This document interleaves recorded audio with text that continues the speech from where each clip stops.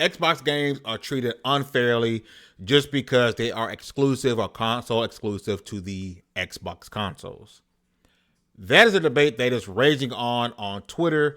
It is being talked about in lots of podcasts and shows on YouTube. We talked about it on the latest Double XP podcast, which you guys should go back and check out. But that is the debate. At one point, this was even trending on Twitter, the quote-unquote Xbox tax. And what this is, the people are saying, hey, games are not being received or treated fairly simply because they are on the Xbox. Now, whether you believe it or don't believe it is something for you to decide whether or not things that you are seeing is a tax on Xbox. There are some people are saying, hey, you're just paranoid. You want the games to be great, and when they're not great, you're upset about it. Some people are saying, hey, some of these games are being reviewed with a skew because some of these publications want that extra click because they know negative Xbox news means more traffic. Positive PlayStation news means more traffic. The vice versa doesn't get as much clicks, so they're obligated to do things that may be a bit controversial. For instance, when IGN gave Starfield a 7, a lot of people believe that that's too low of a score. But what furthers the talk about it being an Xbox tax is that it was repeatedly tweeted out and shared out over and over, like, hey, look, what can be deemed as bad Xbox news? Even though 7 isn't bad, people, come on. But what can be deemed as bad Xbox news? Hey, look, come check this out over and over and over again, right? There's a couple of opinions that I do want to go over from different people in the community that I've seen. One in particular is from an account I found. His name is Fly Guy GBG. I want to be able to show you, but this is him. He has a quick TikTok style video that I do want to check out. I do think he made some valid points. So is there a such thing as the Xbox tax? In my personal opinion, I'm going to have to say, hell yeah. And not only is there a tax, but it comes in many forms. Whether it's intentionally excluding Xbox as a platform that a game is releasing on. And this is something else as well that I've seen a lot where a game is being marketed, hey, this game is coming out, and for the casual person who doesn't know as much as we would know, right? And I think most people who watch a lot of these YouTube videos like mine, we're more of the hardcore fan base. But the casual person who comes across like, oh, I heard a new Mortal Kombat game is coming out. Let me go see what platform's coming on. And when they're seeing PS5 and PC, or the new Alan Wake game and they're seeing PS5 and PC, or Lies of P, which is a day and date Xbox Game Pass title, PS5 and PC, people are saying, hey, you're purposely excluding the Xbox because you want these other platforms to be continue to be ahead of Xbox. So that is a form of the Xbox tax. Media outlets continuously tweeting negative things about certain video games on certain platforms.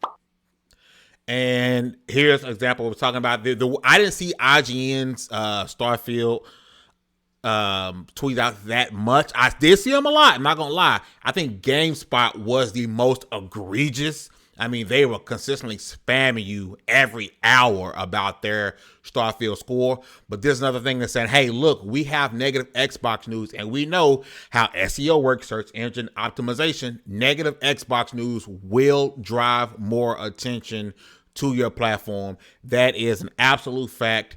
That's how SEO works, and SEO works based off of people, and people go in droves to negative Xbox news, whether it's Xbox fans going and giving the hate clicks or PlayStation fans going in just so they can have another bragging point and say, hey, look at this terrible trash Xbox news. People with certain media outlets praise PlayStation for being able to lock down exclusive deals, but at the same time, they criticize Xbox for doing the exact same thing. But then when Ryan's my boy. I mean, granted, these things can be taken in and out of context.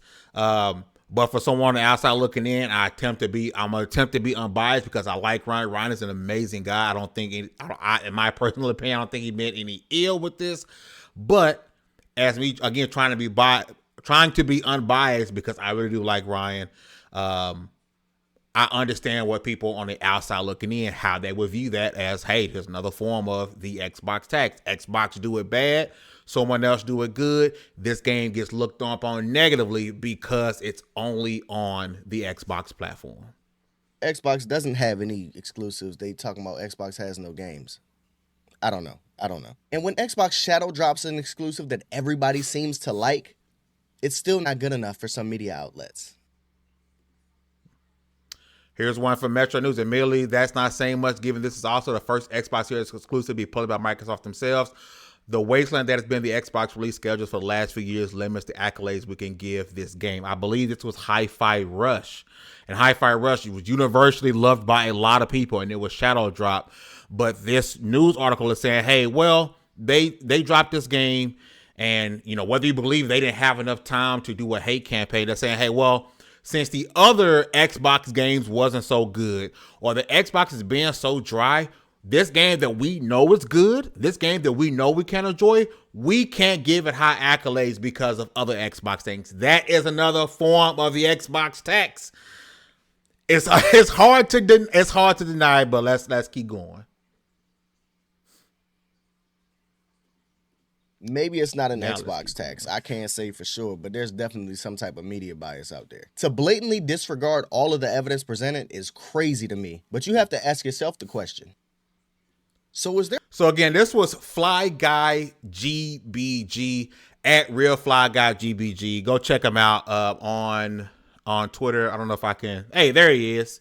Go check him out. That's where I got that clip from. Seems like a really cool guy. Go check him out.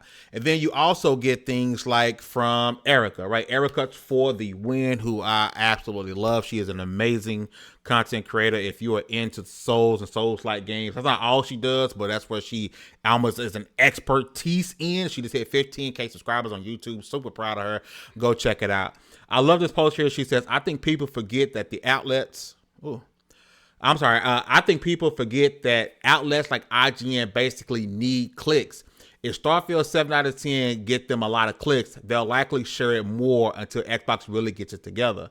It'll be this way. I feel like YouTubers especially should see what's going on. And this was a lot of a good discussion that was happening.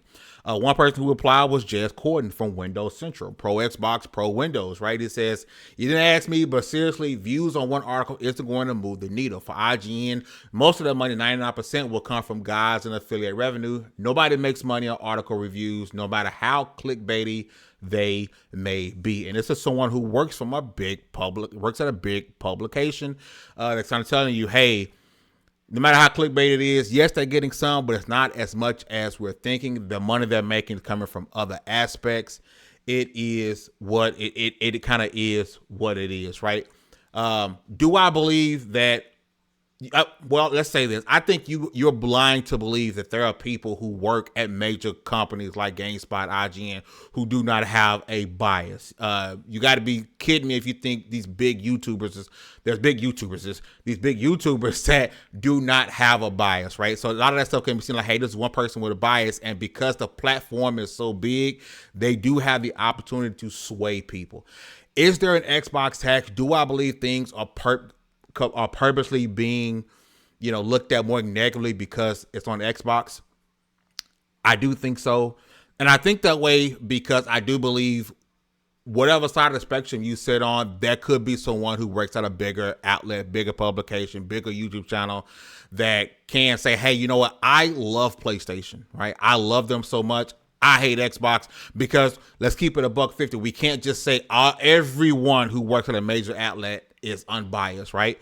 So if there's someone who has the opportunity to it can be a fanboy, just as much as the fanboys on Twitter, and have the opportunity to say, you know what, I'm going to do this, they can. Do I think it's as widespread as people may think? Likely not, but we cannot say, hey, the Xbox tax isn't real, because as we know, negative Xbox news does draw attention. And while it's profitable, people are going to do those things. I don't know what you guys think in the comment section down below. Is the Xbox tax real? Do Xbox games get treated unfairly because people want the traffic from giving negative news? Or does Xbox just need to get good? This is Fame Entertainment from LV1Gaming.com. You guys have a great one, and I'm out.